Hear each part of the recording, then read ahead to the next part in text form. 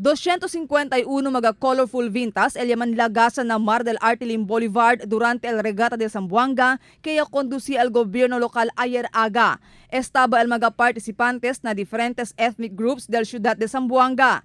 Pero con el alto número del mga participantes, y na también de mga gente el Boulevard quien quiere mira y cada parte de la actividad que uno del mga highlights del Zamboanga Hermosa Festival 2016. El alcaldesa Maria Isabel Climaco Salazar amo ella encabeza con el programa junto con otro mga oficiales del ciudad.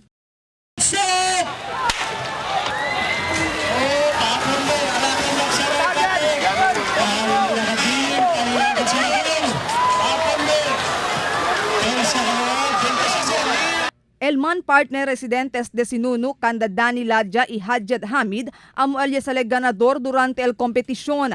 Y recibe sila premio cantidad de 25,000 de peso, 15,000 desde el gobierno local y 10,000 desde la compañía de Globe Telecom.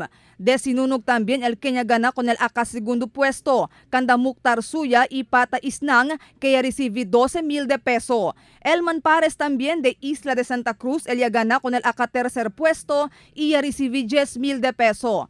Y acá en 4 puesto el Manpares de Barrio de Mariki, Kanda Hayman Ali y Faisal Bathaki, y recibe 7,000 de peso. Y él saca con el 5 puesto amo el Manpares de Mariki también, Kanda Frankie Apalad y Abi Basar, quien recibe con el premio de 5,000 de peso. Y nombra también como el Best Vinta con el Vinta de Kanda Alvin Birin y Popong Biring y recibe 3,000 de peso. Y al principio conducía el gobierno local con el regata del año 1974. Y el regata que conducí ayer, amo ya 42 años que ya conducí con el gobierno local. A mediante el competición y tiene también exhibition el mga militar.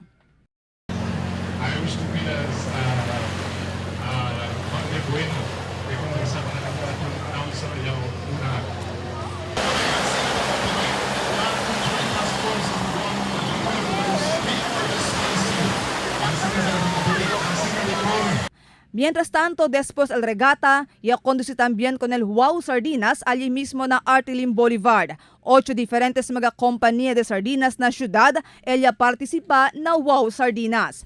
25,000 mga lata de sardinas ella abrí durante el Wow Sardinas para na Budel Fight. Kaya participa también el mga estudyante, empleyado, mga militar, pulis y otro pa mga grupo quien talla durante el actividad.